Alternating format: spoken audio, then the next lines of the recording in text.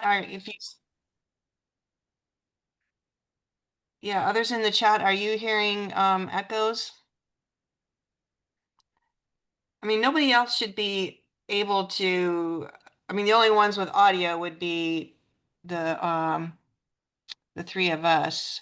Okay, thanks, Isaac. So one person said they're hearing it okay. Sorry, John, I don't know what the okay, sounds good. Well, John, you can always watch the video. Yeah, no, Thank you. Yeah, thank you for asking.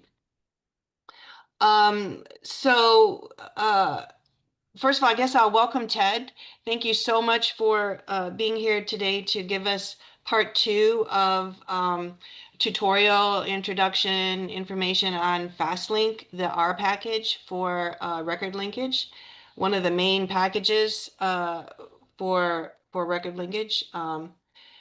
And we had Ted gave us a part 1 back, I think it was November of last year. Yeah. And so that video is available on our YouTube channel. Once Ted gets started, I will go grab the link to the YouTube channel so you could check it out. It won't be the direct link, but just the link to the channel. And we will get this talk posted hopefully by next week if I get my stuff together. And so also Ted graciously agreed to answer questions as we go. Just put them in the chat or in the Q&A. I'll keep an eye out for them and then interrupt Ted as we go. And what's the other thing? Oh, and we're kind of informal. So I usually let the speakers introduce themselves and so I'm a bit lazy that way, I guess. So without further ado, I am going to pass the virtual podium to Ted. And he's going to introduce himself and give us a demo. So thank you so much again, Ted, for being here today. I'm really looking forward to this. And I've stored up at least one question for you that, I mean, maybe you'll answer it as you go, but we'll see. Anyway, thanks, Ted. I'll let you take control. Thank you so much, Wendy, and thanks everyone for being here. So my name is Ted Enamorado. I'm an assistant professor at Washington University in St. Louis. And today what we have for you guys is a demo on how to use fastLink, which I think like on the practical side of things, it's actually the most interesting part. Of course, like the usual acknowledgements are in place. This is all the work that I'm being presenting today has been generously supported by the NSF grant 2417-609, sponsored by MMS Enhanced. Without further ado, let's begin with the tutorial. One thing, if you can go to my website, www.tedenamorado.com, and if you go to the software tab, below the introduction to FastLink in that web page, you can find that there is a link to a demo that I have prepared for you guys today. So that includes data, that includes code. Okay. That's great. Thanks, Ted. So we don't have to send the slides to them or anything. It's all right there. Right now it's just gonna be the code, and yeah, but then I'll share the slides as well. So okay, great. All right, thank you. Awesome. So let me know if you have any problems downloading the files there, but there should be a file that is called demo that you can download from my website, and that's going to include the code so that you can play.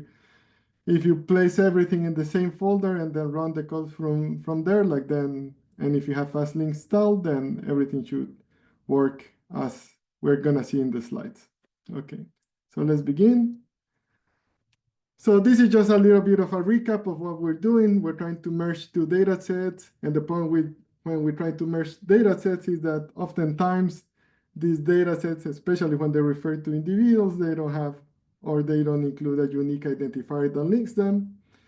So then in the most traditional approach for probabilistic record linkage, the Felegy-Sonter model, what we're gonna do is we're gonna take two data sets that lack a unique identifier. And then instead of, we're going to use the information in common between the data sets as pseudo-identifying information so that we can conduct a merge. And how is that we're going to use that pseudo-identifying information? In mind that we have data set A and B refers to individuals, so then we're going to use names, addresses, fields like age to conduct the merge.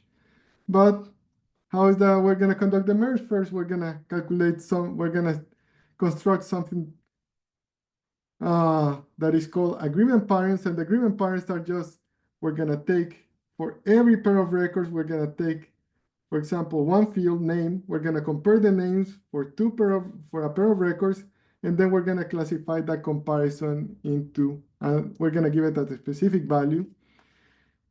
We're going to do that for every variable in common for every pair of records, and then we're going to feed that information into the model. And the model is going to make an adjudication where set of records is a match or a not match. So some notation just for us, because like many of the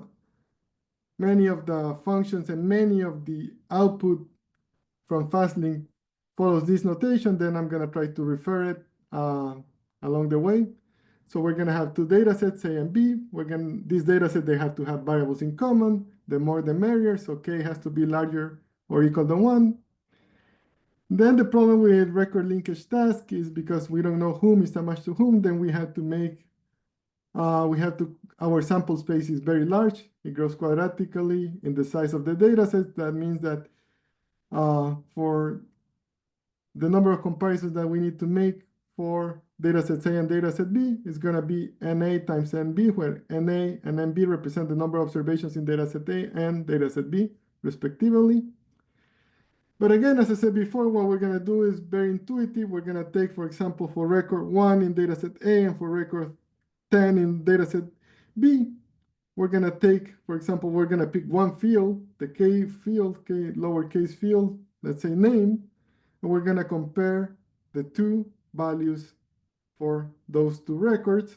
And then we're going to classify, we're going to use that to make those comparisons. We're going to use string distance comparators, for example, Yarrow-Winkler, edit distance. You pick your weapon of choice, but what we're going to do is we're going to construct a numerical measure of similarity or dissimilarity, depends on how you construct it, of this pair, the values for that pair of records. And then we're going to classify that continuous variable into three values. Either it's considered an agreement, it's considered similar, or it's considered a disagreement. And then for every pair of records, for the record 1 in dataset A and the 10th record of dataset B, we're going to do this. We're going to get either agreement, disagreement, or similar for first name, then for last name, so on and so forth until the last field that we have in common between the datasets. Okay? And that collection of values is called an agreement pattern, which is a vector of similarity levels across the variables in common between two datasets. Okay? So here is an example. So we have a toy example, we have two datasets of 2 records each. That means that we have to make 4 pairwise comparisons per variable in common, and there are 4 variables in common. So that means there are 16 comparisons that we need to make. But basically what we take, for example, in this case, this agreement is because we're comparing James with Michael, and after making a string distance comparison of that, then we classify that as a disagreement. But let's take a record 1 in dataset A and record 2 in dataset B. So we see that the names are the same. So there is an agreement. The last names are almost the same. There is a typo in Smith here, like it comes with a J, but if you look at your keyboard, then the letter to the right of the H is the J, so that's a common typo. Then we see that there is, in terms of age, these two observations are 1 year apart, so that's gonna be considered an agreement in this case. And then where there is a major typo is in the street name, where here is Devereaux, and then here it's a Devereaux misspell, okay? And that's considered a similar comparison. So what is going to be the computational bottleneck of all these record linkage tasks is that we had to make all these comparisons. In mind that you had two data sets of 1,000 observations each. That means 1 million comparisons per variable in common. So that's a lot of comparisons. But once you have made, and you have made all those comparisons and you have transformed those into agreement patterns, that's the information that we're going to pass to the model. And then how does that work? Well, what is the data that we observe? Well, we observe the data sets, but we have transformed the data sets into pairwise comparisons, and we have construct agreement vectors. And these agreement patterns, which are vectors, for each of them, when we compare the first record of data set A to the 10th record of data set B, what we don't observe, we observe the agreement pattern, but what we don't observe, what we wish to observe is this binary indicator where a pair of records is a match or a not match. So we don't observe it, so we're gonna model it, and we're gonna observe that as if it comes from a Bernoulli distribution that we use to describe the model of flipping a coin. And this parameter lambda is gonna tell us how fair that coin is, where you're a match or a not match. And then every pair of records represented in form of data as an agreement pattern is gonna be allowed to come from the set of non-matches and from the set of matches, okay? And these are gonna be two discrete type of distributions because the comparisons that we're making only take at most, for example, 3 values: agreement, similar, disagreement, okay? But even though like the distributions are gonna be assumed to be of the same family, well, what is gonna be different here is that they're gonna be governed by different set of parameters. So pi m and pi and m is what's gonna allow us to say that, oh, like with some probability, this pair of records represented as an agreement pattern is gonna come from the set of matches and non-matches. How is that we're gonna do that? Well, we're gonna construct this object that is gonna be called the probability of being a match, which I call here zeta ij, and just is a probabilistic statement about this binary indicator given the agreement patterns and the parameters in the model, okay? But more intuitively, it's just gonna be a score between 0 and 1 that is gonna tell us, oh, like, if it is in this red area here, that we are very certain that the pair of records being compared agrees a lot, so then they're a match. Or if it is in this blue area, that they don't agree at all. And in the purple area is basically the model is flipping a coin, a fair coin, saying whether they are a match or not match. This object is going to be very important because it's going to allow us first to make adjudications where a pair of records is a match or not, and then it can also be used in post-merge analysis to account for the uncertainty of the merging process, okay? So that's the theory. So basically, we're going to be making use of the workhorse model, the Feleghi-Sonter model, and the Feleghi-Sonter model, just to summarize, for every pairwise comparison across variables in common, it's going to try to produce this score between 0 and 1, okay? So it's going to be a mixture model where there are two groups, the group of matches and the group of non-matches. It happens that if you think about it, if you have two data sets of 1,000 records each, and every observation in dataset A has at most one match in dataset B, that means that there are most 1,000 matches, but the sample space is 1 million pairwise comparisons. So actually it's a mixture model, but one of the mixture components is very, very small, okay?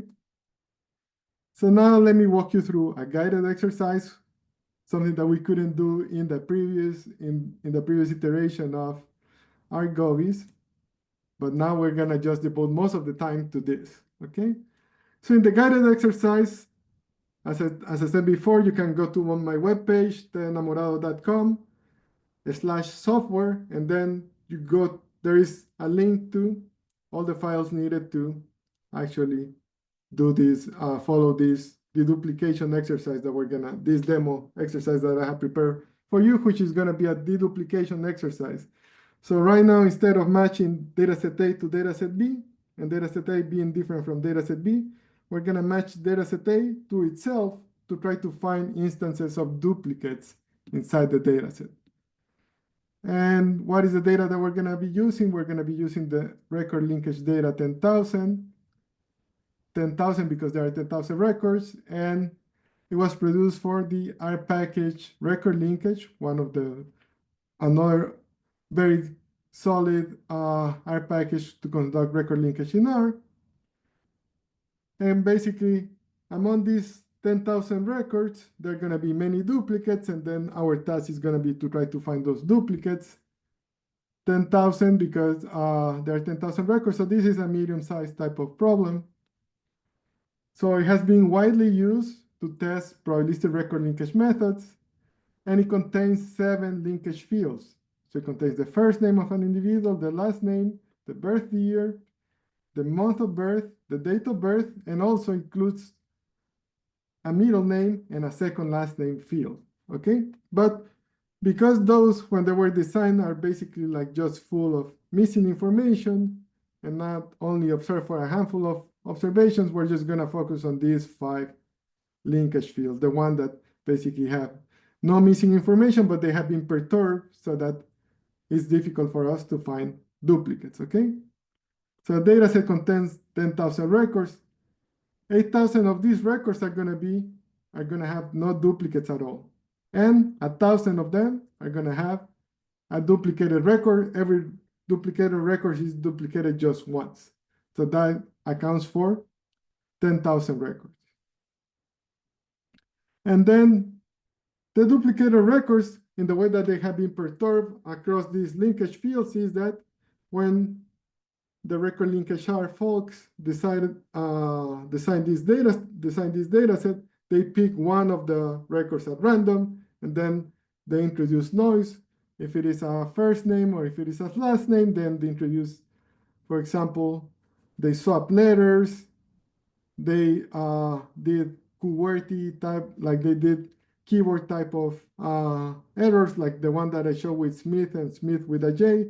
It's just basically like, instead of typing a letter, you type the letter that is next to it in the typical keyboard. And then for month of birth, year of birth, and date of birth, they just perturb by moving numbers within these quantities, okay? So the question is, can we find the 1,000 duplicates, right? More importantly, if we were to construct, and what we're gonna be doing today, we're gonna construct a unique identifier that let us know that within these 10,000 records, which ones are duplicates or not.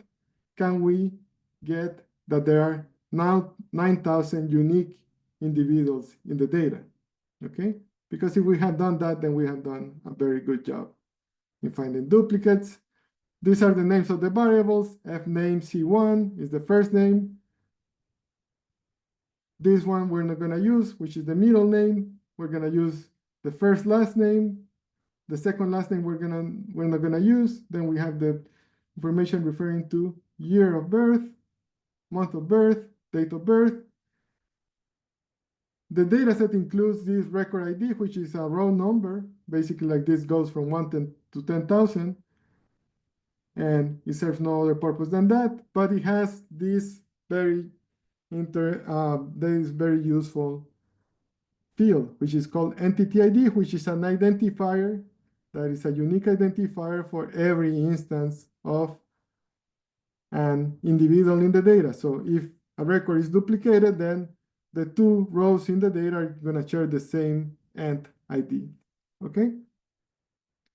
And this is important because we're going to have a way to validate what we do by comparing to the entity ID. So first, we're going to read the data. So in this, I created the object records by using read.csv.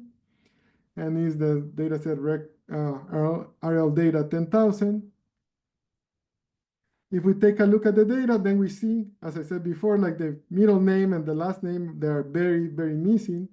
And actually, what we have found in practice for packages like fastLink, based on Felegi-Sonter, is that if one field has more than 30% missing information, that it gets to harm the performance of fastLink. So sometimes it's better not to use fields that are have too many missing values. I know that sometimes that's a restriction because you want to use as much information as possible, and that's a critical field, so we can chat about ways on how to circumvent that. But in this case, like it's 99% missing, so it's actually like very, very much missing in any case. So that comes with a caveat because it's gonna make our merge a little bit more difficult, but we're gonna use this all these other fields: the first name, the last name, and the information about age. Okay. So as I said before, because we know how many unique entities are in the data, we know that there are 9,000, so that's correct, so we can check that. So here I'm gonna create this object that is called linkage fields, and it's the variable that we're gonna use to do the merge, right? And I'm doing this because if not, it would have been very difficult to fit many pieces of the code that I'm gonna show you later in my slides. But in fastLink, you can pass, whenever you can pass variable names, you can pass this concatenation instead of just this field or this object. But in practice, I try to pass an object instead of this list of variables, right? You can work in the best way that accommodates your coding practices. So the first thing that we're gonna do, we're gonna conduct an exact matching. For that, we're gonna use a very efficient function, which is the merge function in R. And we're gonna match all the records in the first data set, which is records. We're gonna match it to itself, and we're gonna match using the linkage fields, okay? And we're gonna save that merge we're gonna create another data set that is called exact match, okay? So if we were to sum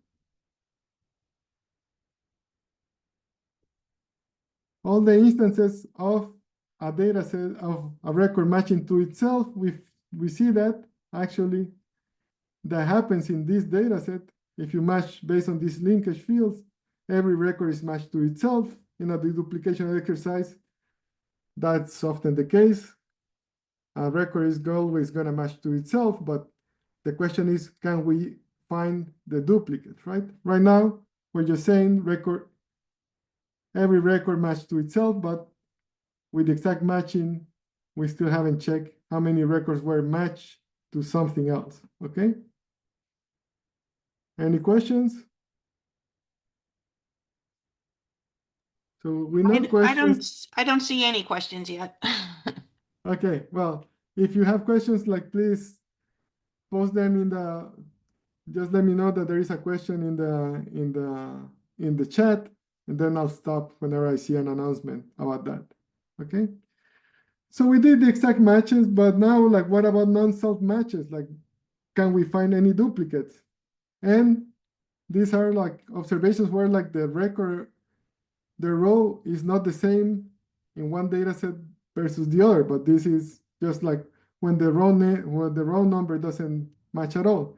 And there are 16 such cases. Here I'm looking at the very first, in this case, 4 observations in instances where even using the merge function in R, we were able to find some duplicates. And when is that happened? Well, it happened for 16 records, so that means that we found 8 duplicates, right? The 16 divided by 2. And where are those duplicates? Actually, those duplicates are 16 cases where the data has been perturbed, but it has been perturbed in the variables that I'm not matching on, which is the second last name and the middle name. As you can see, the information here is pristine. So in this scenario, among the 1,000 duplicates, because I'm not using 2 pieces of information that could have been perturbed, actually it happens that in 16 such cases, the merge function can find duplicates. In 8 such cases, 8. But then there's 992 that were unaccounted for. That means that they were perturbed in the variables that we're using to conduct the match. Okay? So instead of using instead of using variations of exact matching, what we're going to be doing, and in my previous presentation on for our Govys, I described like for like sometimes like even variations of exact matching, even though like well they're well intentioned, uh, sometimes they miss because they are rule based. We can say that they're less principled in a way because it's all about like decisions that you make. Can we do any better? And the question, to answer that question, we have produced the R package fastLink, which is available on GitHub, but you can also install it from CRAN. If you check the package version, the most recent version of fastlink is 0.61. We're working on delivering a new version, hopefully by the end of the summer. It has been, we're working constantly and trying to improve to have a very good R package that conducts record linkage. Again, this is just to remind ourselves. I'm going to define this object, the linkage fields, the 5 variables that we're going to use for the merge. Among these 5, the first 2 are string valued. So I'm going to create this object, string distance fields. Those are going to be the fields that I'm going to compare using string distance comparators. And those are going to be first name and last name. By default, fastlink uses Jaro Winkler as a way to make comparisons. And Jaro Winkler, like Jaro, like this distance, basically what they do is character-wise comparisons of 2 strings. And in the case of Jaro Winkler and Jaro, what they put emphasis into 3 types of errors: transpositions, deletions, and insertions. Try to see basically how many of those operations preclude me from these 2 strings to be the same. And Jaro Winkler instead of Jaro is a correction. Jaro Winkler is a correction on Jaro that basically puts a little bit more emphasis on the very first 3 or 4 letters of a string. And that has been because in linguistics, it has been shown that most people tend to make typos are more likely to appear at the second half of a word than in the very beginning of a word. Although, like, nowadays, like with last names, whenever I try to report my last name and then I go to even whatever administrative office, the likelihood that a typo happens is always random at the beginning, at the end. I'm sure that many of you can relate. If you go to Starbucks and then give your name to the barista, I'm sure that that's the perfect example of a typo in the last name or the first name. Here I have created another object that is called partial match fields, and it's going to contain these 2 variables, first name and last name, because by default, fastlink only do binary comparison. I'm sorry, Ted. I Yeah. just saw that we have a question. Yeah.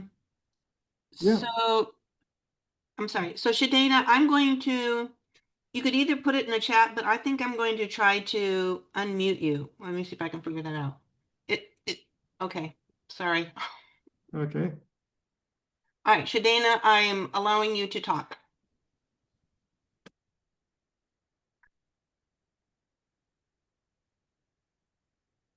So go ahead and ask your question.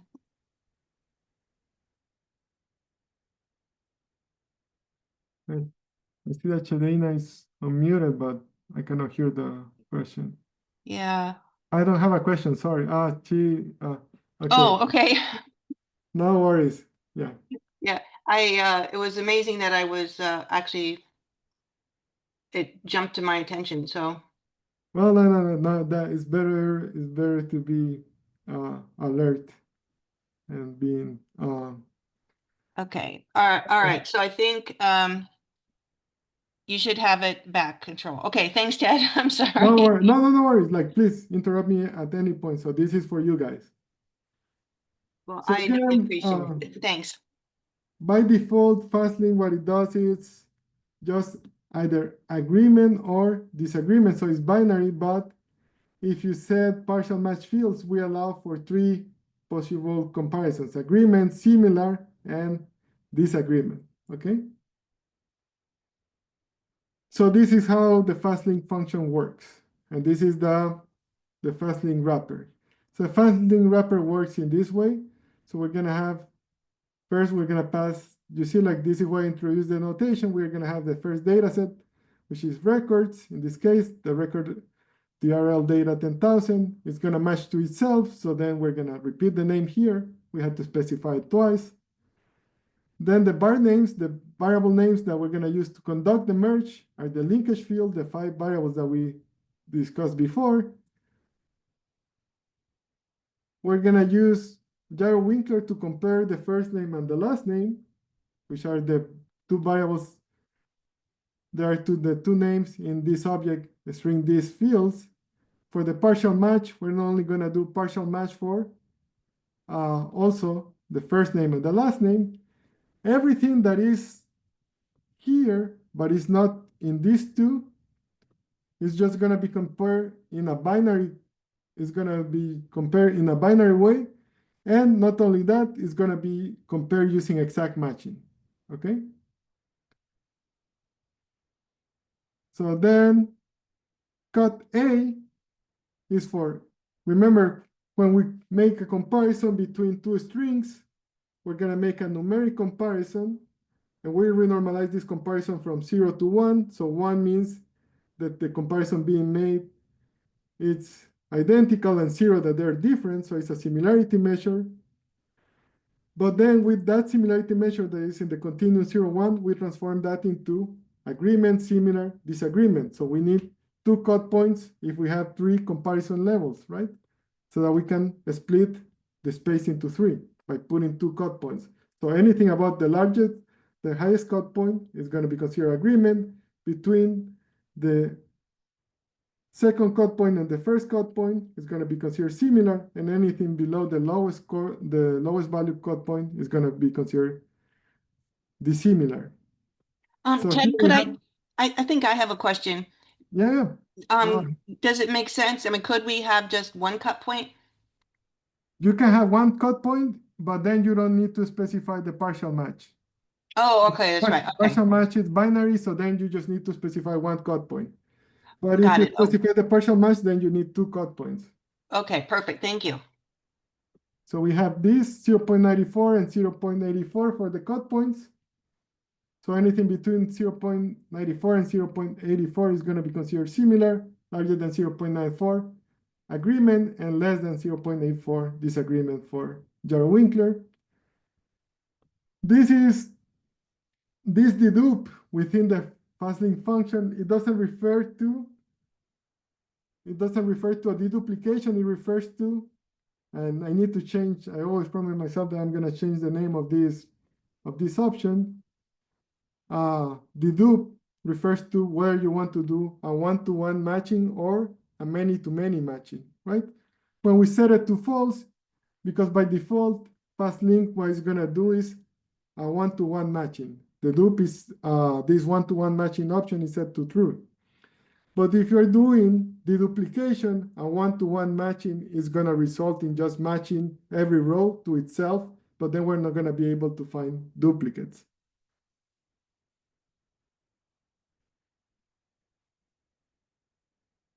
So Eves have a comment.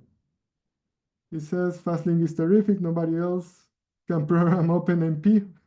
Now there is almost one duplicate per record in record linkage.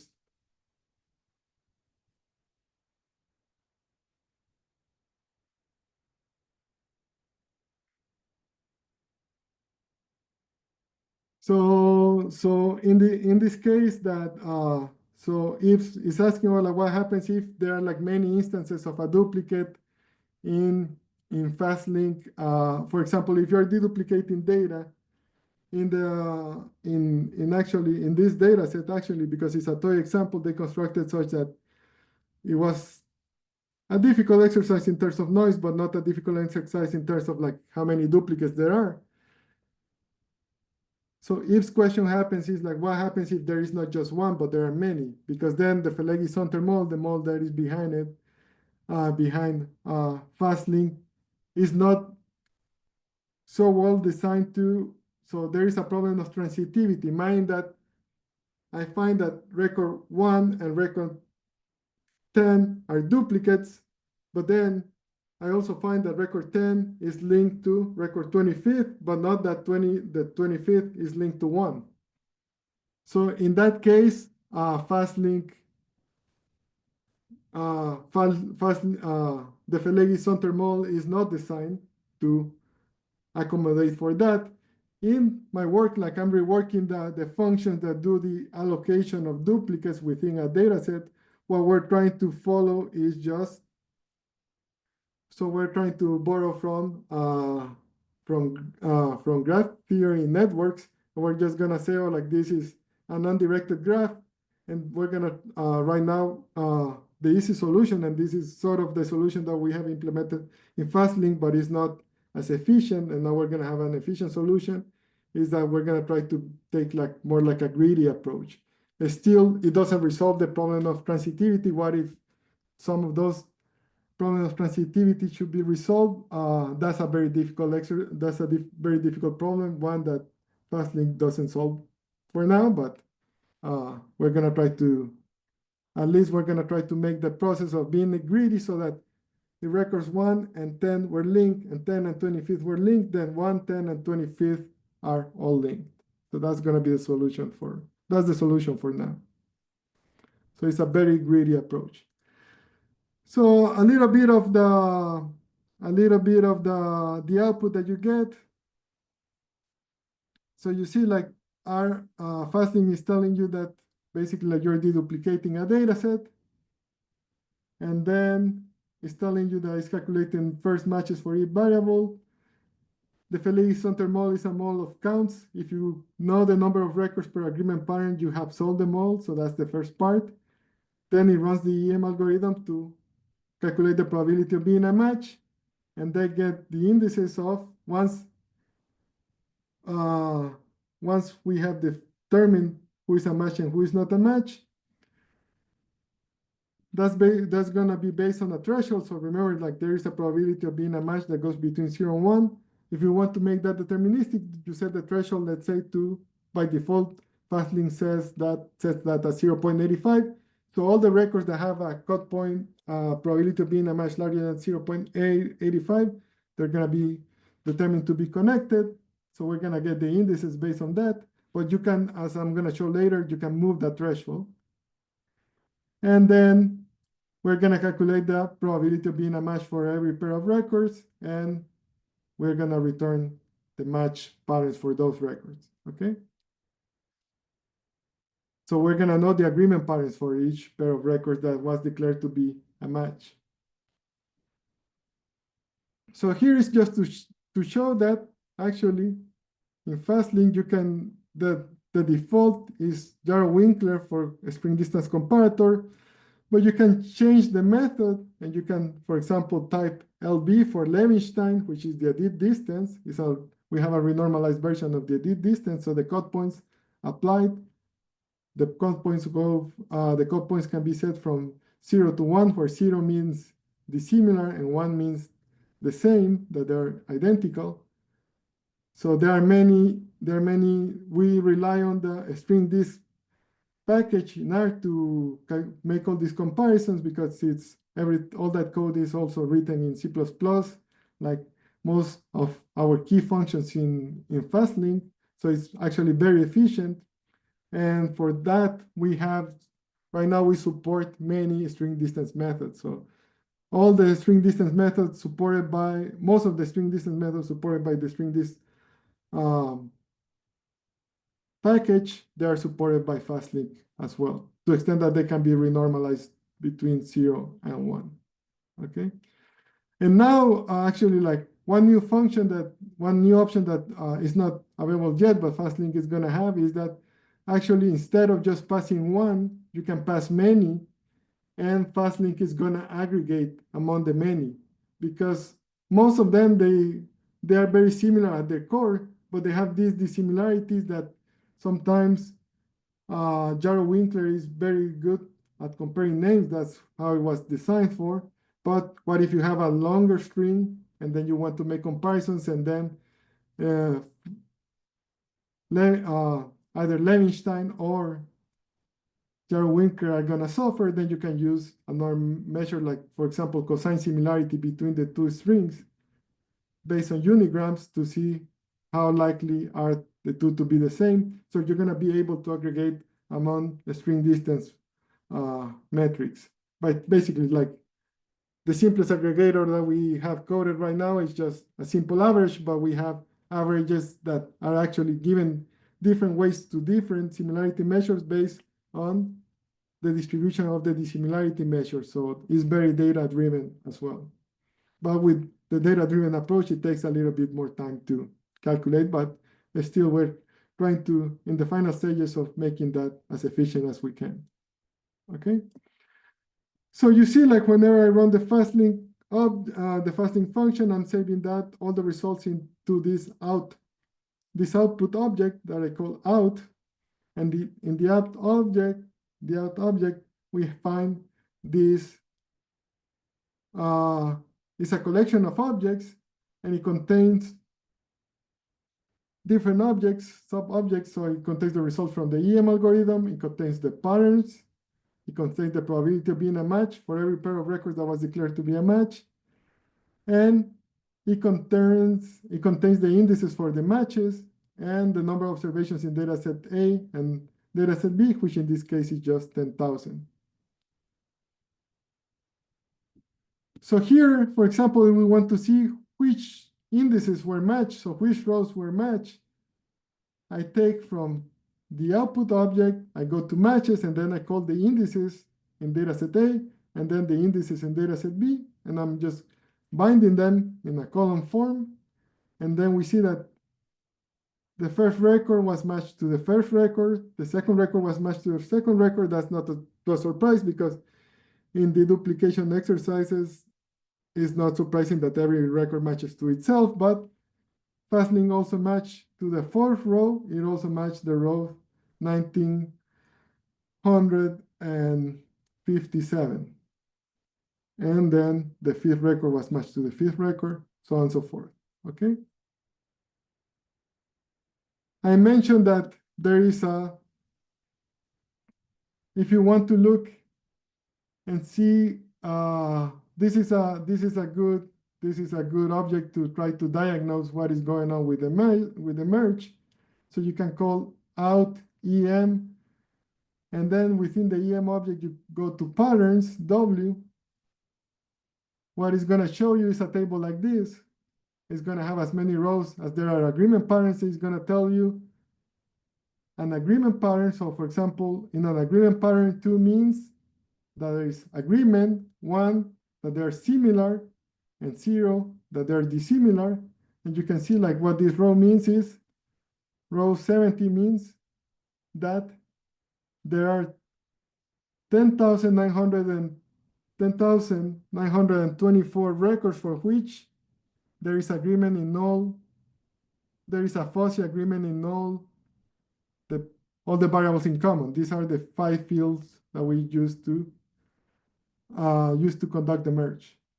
And then it says for row 69 that there are 20 for which the first names are almost the same. So this goes in the order: first name, last name, birth year, birth month, birthday. And then there are 20 records for which everything is the same, but the first name.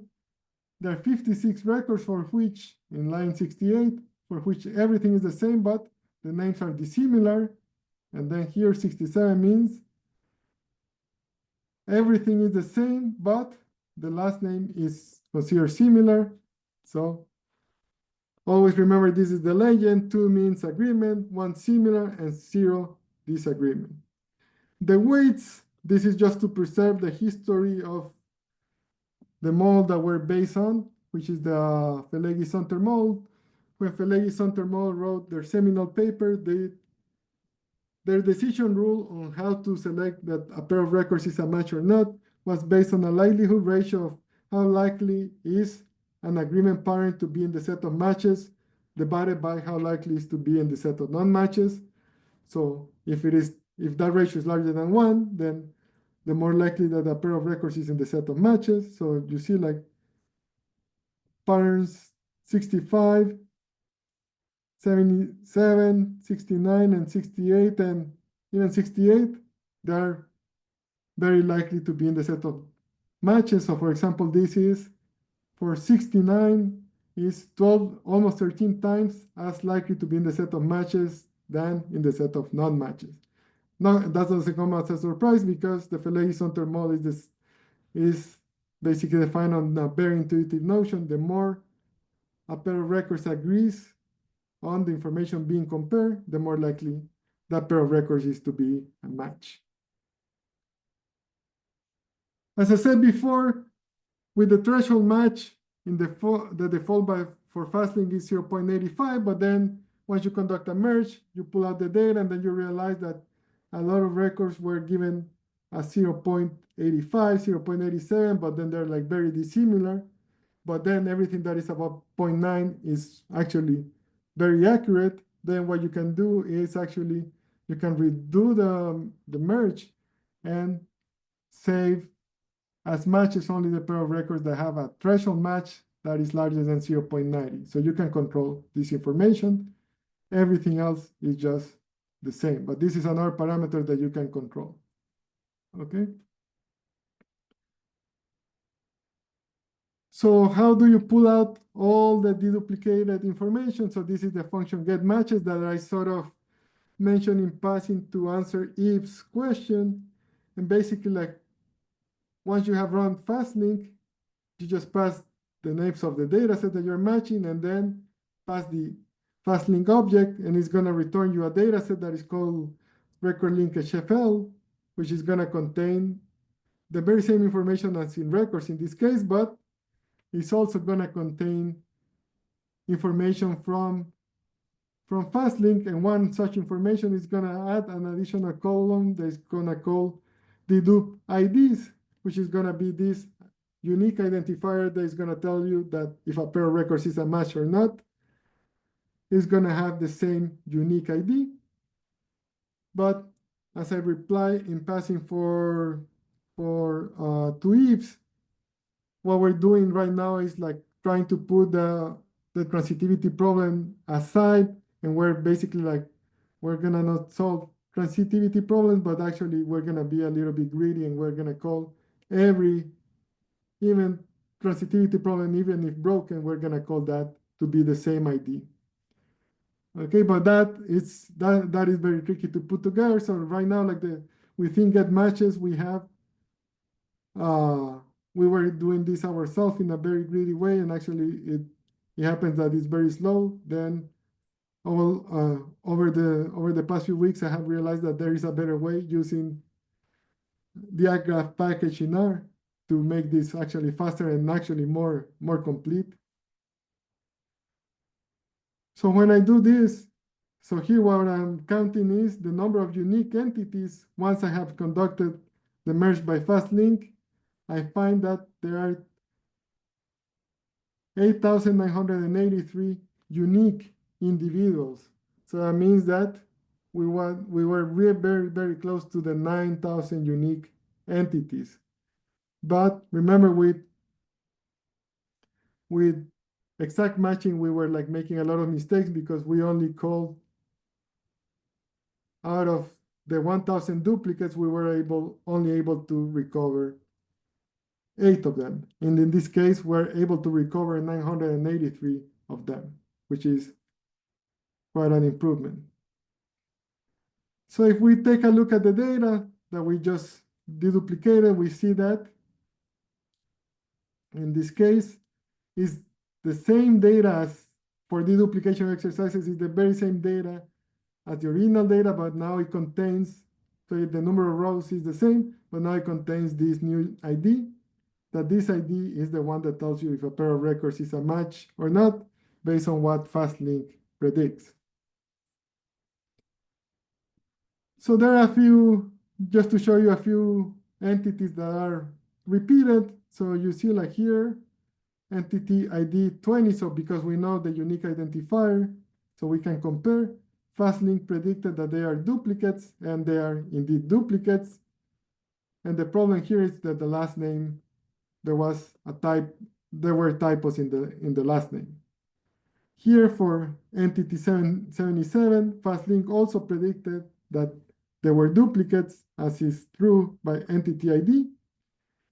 And then what we can see here is that the year of birth is 10 years apart. They changed a 7 with an 8.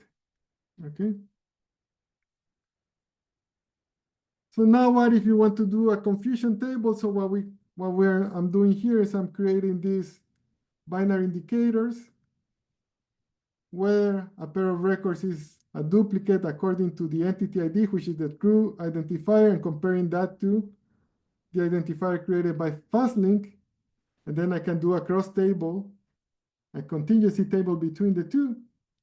And what we find is that there were 982 records where fastLink said that they were duplicates, and they were indeed duplicates according to the true duplicated status.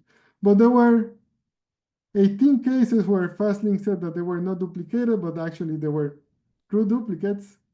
Then we also have that there are 35 cases where fastLink said that they were duplicated, but they were not.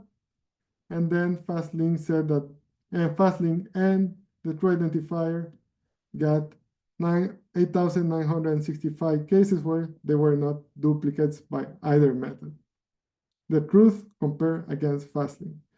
But if we take a look at this table, then we see that across the diagonal, fastLink did pretty well. If it had done perfectly, this would have been 9,000 and this would have been 1,000. These are the mistakes. So we have false positives records. There are 35 records that were declared to be duplicated, but in fact they are not. And then we have the false negatives, where in this case were records that fastLink declared are not duplicated, but actually they were duplicates.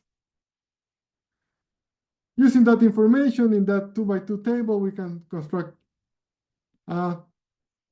based on the false positives and the false negatives, we can recover the false discovery rate and the false negative rate to construct measures of precision and recall, which are very useful to evaluate methods that are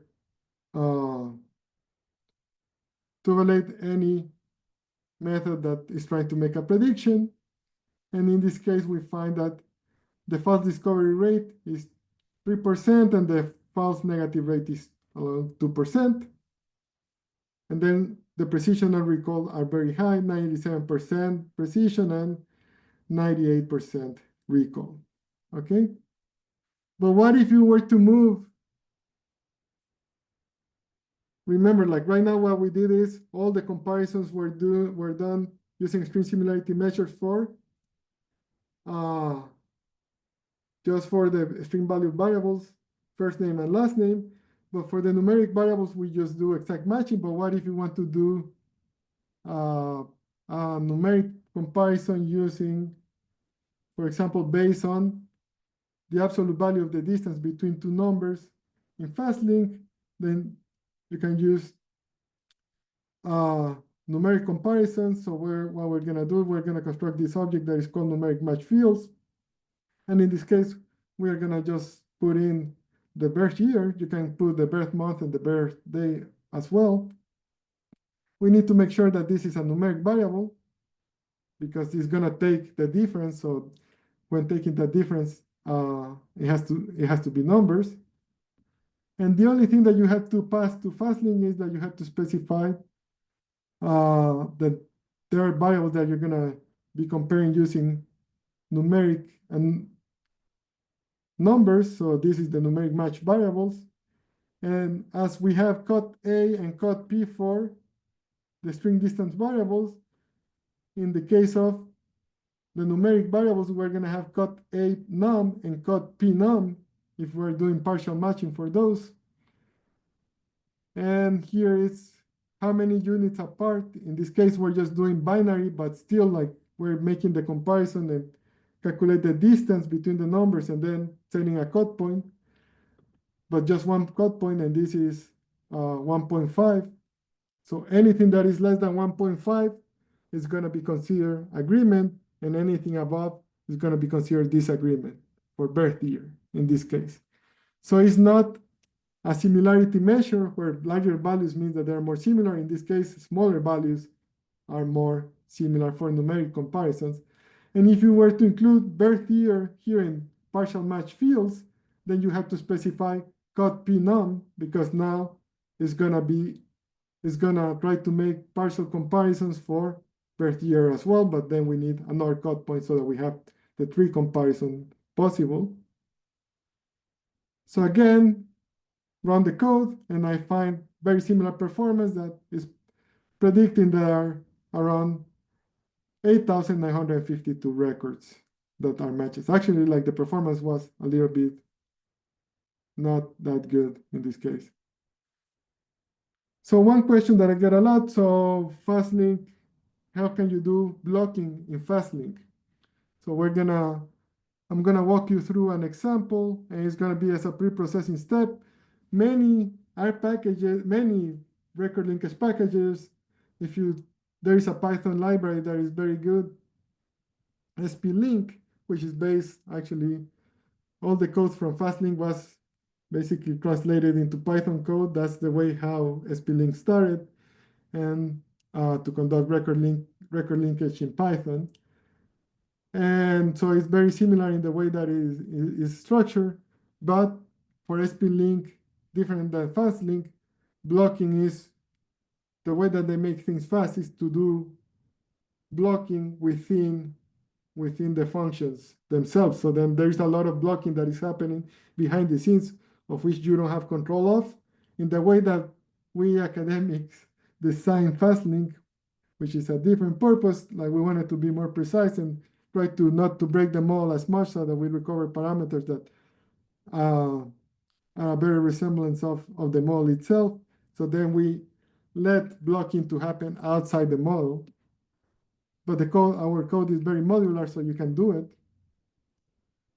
But that means that when you have to block, it's not gonna be, if you don't do exact blocking, it's not gonna be as fast, for example, as SPLink. But that's something that we're working on how to improve. But the idea of blocking is that we're gonna create subsets within a data set such that we only make comparison within the subsets. And then once we do that, then the problem has been reduced a lot, because remember, like the biggest problem we have with making pairwise comparisons is that we have to compare all the records in dataset A to all the records in dataset B. But when we do blockings, we use blocks within the dataset that they agree according to some variable in common. So in this case, I created a new variable that is called birth year 2, which basically, for anyone that was born before 1924, we're going to keep it to 1923 because there are not too many values like that in the data. And for anyone that was born after 2008, we're not going to keep 2009 as the birth year, just for this example, because if not, the fastLink code breaks. So I wanted to provide you an example, but as researchers, sometimes we need to make this decision. Some of the blocks, they have to have enough information. If they only have a handful of cases, then they're gonna break.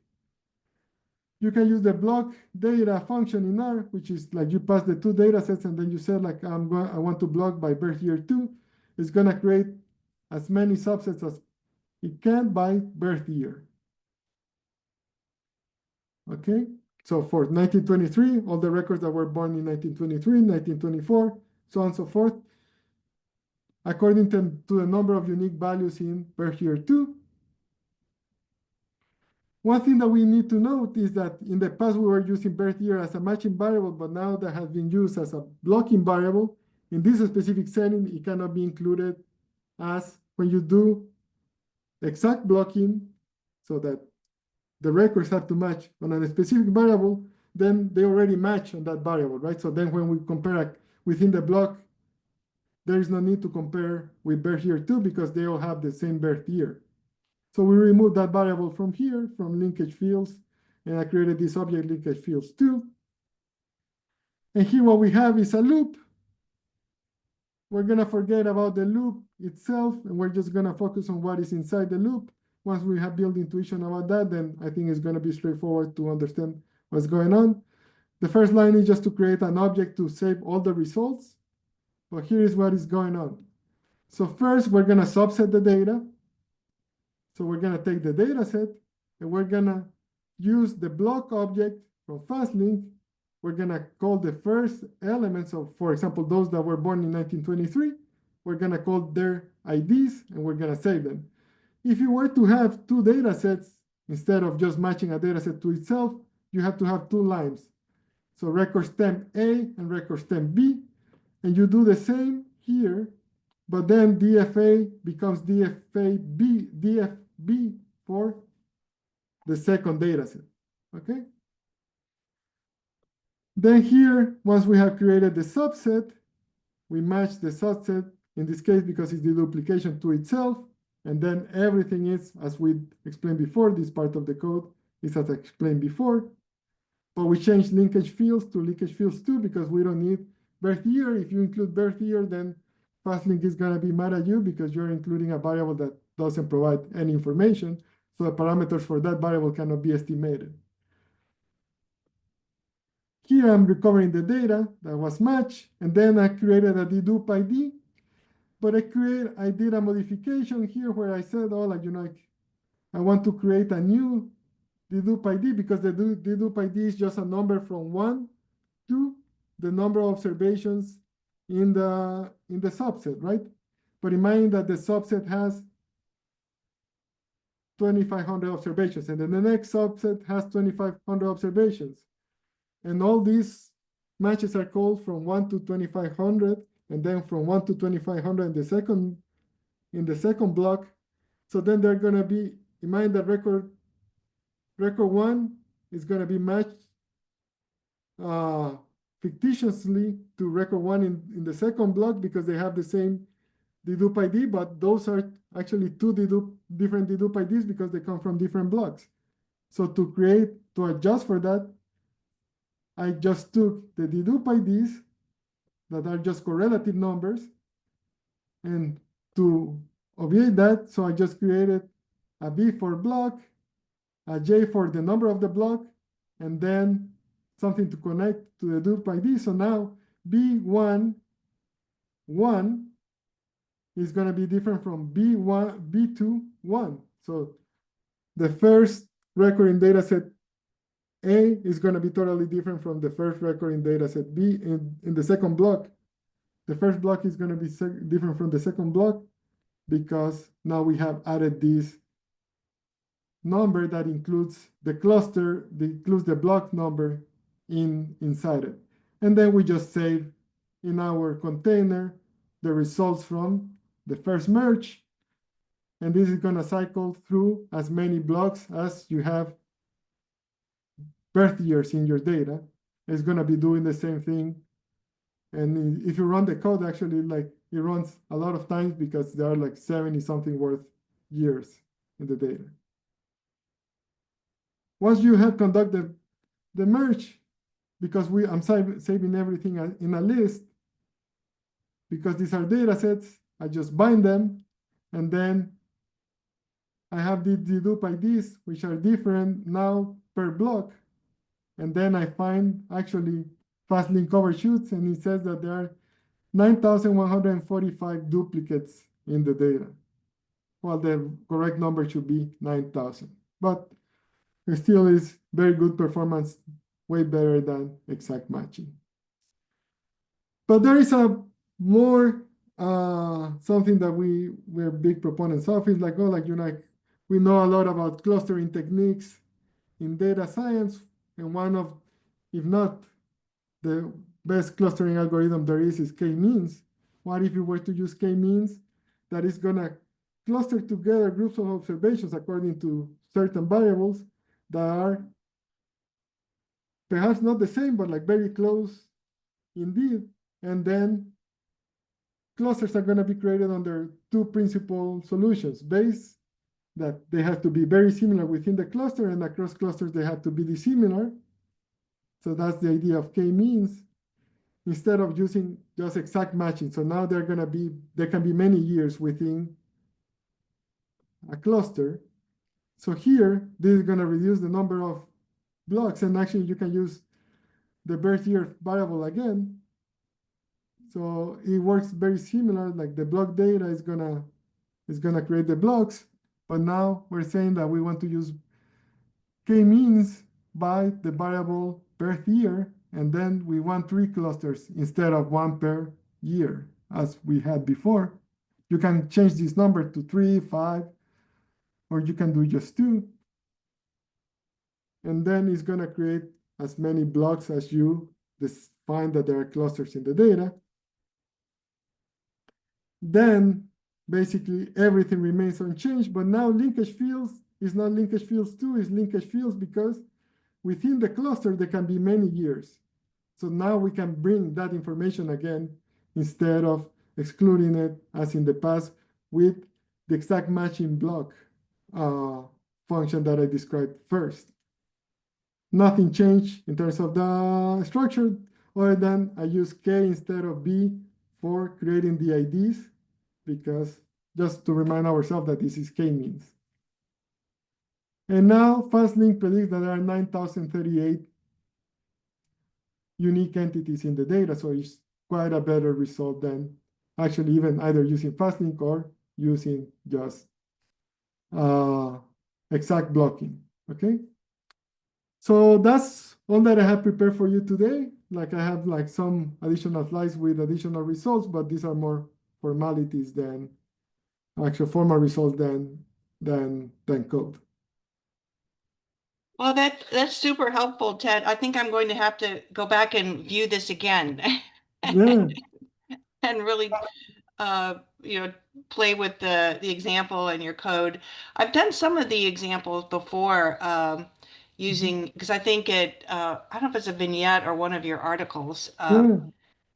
had, but I hadn't, this, all the blocking that you have seems, I don't remember seeing that before. Is that new that for in the package? No, well, this is exposed. So like we have included. So right now, what we're working on that is gonna be. So I'm finalizing a paper where like I do blocking within the whole problem in a very similar way. So one way, like for example, SP-Link does it is that you do exact matching blocking for certain variables within the merge. So you pass the linkage fields and then you say, I want to block. Mind that within fastLink, you said like, I want to block within the fastLink function, I want to block according to birth year.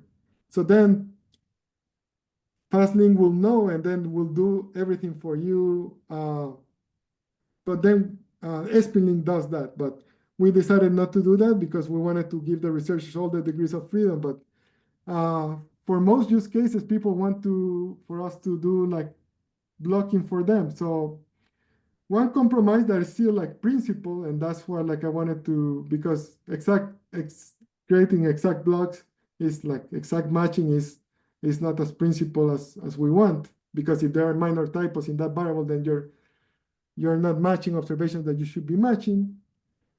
What I'm doing is using other techniques to actually, you still do like in principle, you're not doing all the comparisons, but you're focusing your attention to just the observations that you should be making comparisons because they're very close in the sample space. Mind you have two data sets of 1,000 observations each. So that's 1,000,000 comparisons, right? What if you instead but there are many of those that actually disagreements are something that happens the most when we make the agreement patterns. What if there is a way to actually avoid exploring all the disagreements and just focusing on the agreements when constructing the agreement patterns? So that's sort of the idea that I'm working on. And it's like more principle because it's going to be based on these ideas of clustering. I'm going to create clusters within clusters that just bring observations according to different metrics that we care about, like Jarrow-Winkler, for example, or numeric, or like the L2 norm, to try for numeric variables to try to bring them such that when you said like I want to block on this, is that you're blocking, not that you're subsetting the data. It's like you're making clusters of cluster observations that have to be very close according to this variable using this distance metric, so that those comparisons are very close within the cluster, but very different across clusters. So a very similar idea to k-means, but then this is an idea where like k-means had to be modified because k-means just in the way that it's coded, it's just basically like the L2 norm, but the L2 norm doesn't apply to when you're comparing strings, right? What if I want to block a last name? But we know Yarrow Winkler, we know many string distance comparators, we know their behavior, so then why don't take advantage of that? But that's what I'm working on. And hopefully that's gonna make fastLink faster, but then we're also working on, in terms of coding, how can we use, for example, OpenMP better so that we can make better use of your computer so that in R uh, we can match data sets of millions of records within just a couple of minutes. So that's the Wow, next step. that would be fantastic. And maybe you said this, but can fastLink take pre-blocked? Like, could you set the blocks up outside fastLink and then Mhm. use those? So that's what's happening here. Like here we're creating this block object contains the blocks. It doesn't contain blocks, it contains the indices of everything that should be in block one, block two, block Oh, three. okay. So it's just like cluster IDs. Okay, Yeah, gotcha. Okay. cluster ideas. Exactly. Those are in here. So Okay. yeah, we don't put the data sets again because it's like that's like you're creating object after object, and if a data set has too many covariates, then it's you're just eating all the RAM. Instead, like we just save indices which are like don't take that much space. Wow, that's really interesting. I'm coming up with some, research ideas. So, Oh, that's awesome. so this is perfect. Um, okay, so I think mostly we I don't see any more questions, but we had people thanking you for joining us today. It was fantastic for me. I think you answered one of my questions. I'm going to go back and look at FastLink again. I'm Mhm, particularly interested in the EM mhm. output. And although there's Andrea has a question there, so I'll let you read that while I'm sort of jibber jabbering. But So Andres asking if FastLink does include privacy preserving techniques. Not at the moment, but in practice, what we do to try to preserve privacy, like I have worked with sensitive data many times. What we do instead of like is still to try to be as as data preserving as possible is we share data sets where we share just minimal information. For example, with turnout coming from border files, what we share is objects that come from FastLink. So we know like something that tells us like the probability of being a match between two records, and then the turnout decision of someone, but nothing else. And the good thing about like these objects that are constructed from, so we can share the agreement patterns. The agreement patterns contain no identifying information. So for example, I have matched border files to survey data. What I do when I get access to the identifiers is that I scrap all the identifying information at the end of the process. Once I conducted the merge, and I just release variables that are not do not identify individuals because it's just a turnout decision that is just a binary indicator 1-0. But if you were to have income, if you were to have other variables, it's a little bit trickier because income can be very precise into identifying someone within a zip code, no? Then Andrea also asks, would there be any alternative to DM? So in terms of DM, actually, like DM, it only takes a couple of seconds. So like most of the computational time in FastLink is in the making the comparisons. So for now, like we just have kept uh, as our predictive model, just using the Feleghi-Stonter model, but it would be interesting. I haven't thought of like changing a tool that works really well for something else right now, but what we have thought about, and actually like, we have done it with great success. I have written papers with Becca Stores at Duke Statistics, and it's like we combine fastLink as a way to do blocking. Basically, like fastLink, what happens with Bayesian methods is that they take a lot of time in terms of estimation, but what we do is like fastLink is fast, so then we use fastLink as a way to get us all the records that are like perhaps not perfectly matched, but like very close uh, according to the probability of being a match. And then we do a second match just to try to fix, for example, the problems that Yves was mentioning, transitivity problems or like other ways on how to model like how noise comes about in variables, like the models that Becca works with. And we use those in a second stage, but just on a limited version of the data.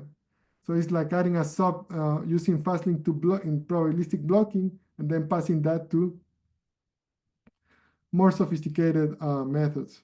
And then Andrea asks, will there be any restrictions with respect to using the software in an enclave type of environment?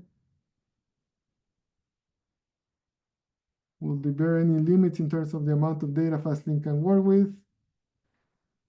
So in terms of restrictions, if you're working in an enclave type of environment, to the extent that you can install all the dependencies, and most of the most strict dependencies are like the string this package and RCPP, because we call a lot of C++ code.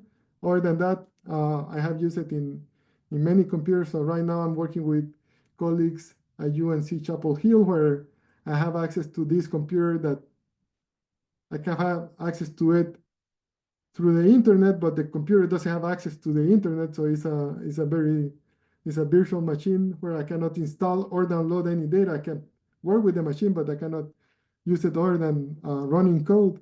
And we have been able to install package. The administrator install the packages. That's all they do, and then I get to, but they don't get to see the data. I get to see the data and play with the packages. So that can be done. So with great success. In terms of limit, actually, like it's just what your computer allows you. But right now, there are limits in terms of personal computers. If you don't do blocking, I think like fastlink within the new release, I think like it's safe to say that you can do, and with this locality sensitive hashing techniques that I'm gonna incorporate into fastlink, doing two data sets of between 800,000 to 1,000,000 records is gonna be allowed within real time, within maybe 20 minutes, you're gonna be able to do those matches with your personal computer. So that's something that the current version of fastlink cannot do at the moment, but I'm working on that. So that's gonna be the newest release. And that's just the good thing about fastlink is that the code is very modular. So that's one thing that we're working on. Another thing is like how to distribute, because it works in parallel, how to distribute jobs better. And that's another task that we're working on. And once the two are optimized, I'm sure that it's not going to be 20 minutes, but way less than that. And so, yeah, like with what I just said, I answered the last question, what are our developments that I'm working on? The first development is this idea, and this has been motivated by my interactions with working with people at the Census Bureau, is that why just one string distance comparator, and mostly practitioners, why just one string distance comparator and not many? So I have like these string distance comparator aggregators that are going to be incorporated into fastlink. And that has been shown even with names that is very promising, because imagine that you have in one data set, the name comes as Ted Enamorado in just one string. And in another data set, it comes as Enamorado Ted. That happens, right? Data is messy. If you were to use Jaro Winkler to compare those two strings, the score is very low, because Enamorado and Ted, they start with different, there is only one letter that is common, the letter E. So it gets the Jarrow-Winkler score gets down very fast. But if you were to aggregate Jarrow-Winkler and cosine similarity, for example, cosine is just going to say, oh, like these are the very same letters. So it's going to try to bump Jarrow-Winkler by saying, oh, like actually, like Jarrow-Winkler, even though like you're being very pessimistic, uh, cosine similarity is going to say that, oh, these are likely to be the same. So that helps a lot with messy data. So that's one improvement. The second improvement is doing like these clustering techniques based on locality sensitive hashing for strings and for numbers to conduct blocking within the fastLink function, but it's a blocking that is basically like with the optimality criterion based on clustering techniques that we just want to make comparison across observations that are close enough according to one distant metric and clusters are dissimilar in other settings, like k-means, but designed for string similarity measures. And then the last one is basically just computational. How can I distribute better? And one thing that I have been thinking about a lot is that right now, like we parallelize within CPUs.